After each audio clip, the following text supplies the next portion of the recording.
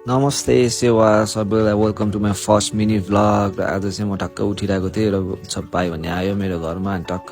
दाइ भोक लागिरहेछ भने त्यसपछि हामी चिन्ल माथि जाउँ न त भनेर मकै खान थाल्यौँ अनि मकै खान थालेपछि ल भाइ मकै होइन उता जाउँ न त एकछिन यसो केही खाऊँ भनेर मैले भाइलाई ल हिँड बस आऊ भनेर लगेँ त्यसपछि हामी पुरानो बान्छोतिर गयौँ त्यसपछि बाटोमा हाम्रो कुरा हुँदै गयो के खाने त हामी भन्दै अनि त्यही भएर अब के खाने त ह्याप्पी त खान मन छैन ठिक्कको खाऊँ न भन्यो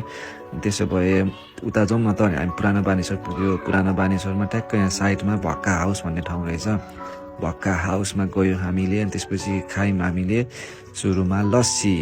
अनि त्यसपछि लस्सीपछि यो मरी त्यति खाएर घर फर्किँदै थियो बच्चाहरू बाटोमा भेटेर अङ्कल चक्लेट किनिदिउँ न भन्दै थियो चक्लेट होइन तिमीहरूलाई म किडन्याप गर्छु भनेर गरेर तिनीहरू भाग्यो डराएर त त्यति साह्रो पनि छैन म पछि बोलाएर चक्लेट किनिदियो यो पसलमा त्यसपछि कपाल सपाल काटेँ ह्यान्डसम भनेर टक्क आइपिएल हेर्दै थियो अनि ह्यान्डसम कपाल सपाल देखाएँ त्यसपछि टक्क अब मेरो ओनिसँग म गएँ क्याट क्याफे भनेर फेरि खानुको लागि अनि त्यसपछि टक्क ऐना देख्यो ओटिडी देखाउँदैछु म मेरो